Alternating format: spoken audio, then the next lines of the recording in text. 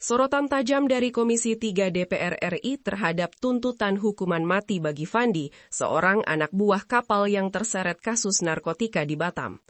Anggota Komisi 3 Martin D. Tumbelaka menekankan pentingnya kehati-hatian dan objektivitas jaksa sebelum menjatuhkan tuntutan paling berat dalam sistem hukum. Menurut Martin, Fandi bukanlah sosok yang berada di pucuk kendali jaringan. Ia disebut hanya pekerja di kapal tanpa kewenangan mengambil keputusan atau menolak muatan. Karena itu, penerapan hukuman mati dinilai tidak proporsional dan berpotensi mengabaikan prinsip keadilan yang seharusnya menjadi kompas penegakan hukum.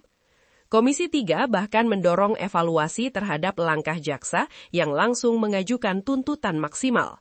DPR menilai setiap tuntutan harus mempertimbangkan peran terdakwa secara menyeluruh, bukan semata melihat besarnya perkara. Secara regulasi, Undang-Undang Nomor 35 Tahun 2009 tentang narkotika memang membuka ruang hukuman mati untuk kasus peredaran dalam jumlah tertentu. Namun penerapannya tetap memicu perdebatan, terutama saat menyangkut posisi dan tingkat keterlibatan terdakwa. Di sisi lain, data dari Badan Narkotika Nasional menunjukkan ancaman peredaran narkotika masih tinggi dengan jutaan penyalahguna di Indonesia. DPR menegaskan perang terhadap narkoba penting, tetapi keadilan tidak boleh tumpul pada mereka yang bukan aktor utama. Hukuman mati ini sebetulnya dengan faktor-faktor ini, itu tidak pantas diterapkan ke Fandi. Tadi disampaikan dia bukan aktor utama, dia bukan pemutus. Bukan pengendali, dia bukan punya kapasitas untuk menolak barang yang dikirim, karena dia hanya pekerja. Jadi hal-hal seperti itu yang harus diperhatikan oleh jaksa. Dan saya berpikiran, jaksa ini yang harus kita periksa. Kenapa? Kenapa jaksa ini harus kita perdalam? Karena jaksa ini dia tidak memikirkan hal-hal yang tadi itu, langsung menuntut hukuman mati. Nah, hukuman mati ini itu sama dengan dia memutus mata rantai peredaran narkoba ini. Jadi patut kita curigai. Patut kita pertanyakan, apa motif jaksa ini menuntut hukuman mati kepada Fandi tanpa memikirkan hal-hal bahwa Fandi ini bukan sebagai aktor utama. Nota pembelaan ini saya susun dengan sebenar dengan penuh harapan ridho Allah Subhanahu wa Ta'ala melalui yang mulia majelis hakim Bapak Jaksa agar kiranya dapat membebaskan saya dari tuntutan hukuman mati. Nama saya Fandi Ramadan, anak pertama dari 6 bersaudara, umur 25 tahun. Orang tua saya adalah nelayan dari bawah. Tempat saya dilahirkan dan dibesarkan adalah rumah terbuat dari papan, yang apabila pasang, maka kami tertidur bersujud dan air. Duduk aja ya, Pandi. Kalau tidak, silakan duduk saja ya. Tenangkan dirinya dulu, tarik nafas. Kalau mau melanjutkan bacanya ya. Apabila hujan,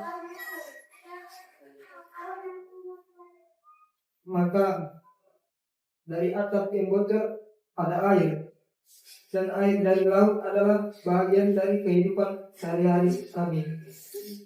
Saya bisa miskin dalam harta, tapi saya sangat kaya dengan kasih sayang dari ayah dan saya. Berangkat dari kehidupan ekonomi yang sangat sulit, membuat tekad saya untuk bersekolah di Politeknik Pelayaran Negeri Semayati Banda Aceh. Demi pendidikan, ibu saya bahkan rela telah menggadaikan rumah papan kami.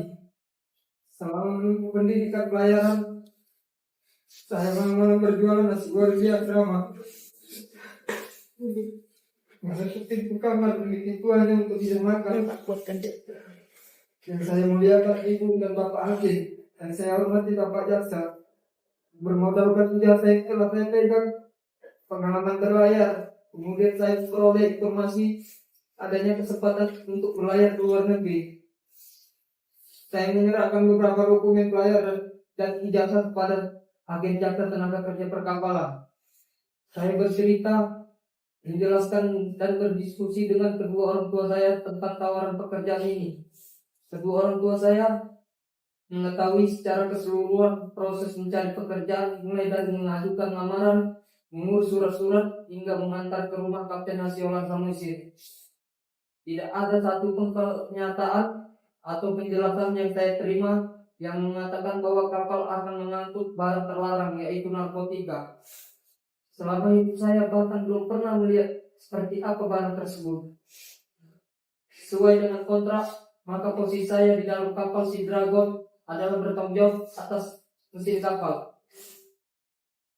Tanggal 14 Mei 2025 adalah awal dari petaka buat keluarga saya.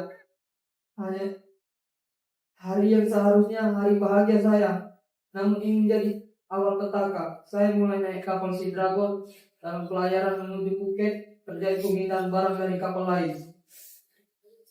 Saya tidak memiliki wewenang, saya tidak memiliki kuasa, saya tidak memiliki kekuatan untuk menanyakan kapten kapal mengapa barang ditindakkan di laut, mengapa kapal tidak memuat di pelabuhan resmi, apa isi muatan. Bila yang terhormat Bapak Jaksa menjadikan itu pertanyaan yang menjadikan saya harus dihukum mati, maka beri saya waktu untuk menjelaskannya.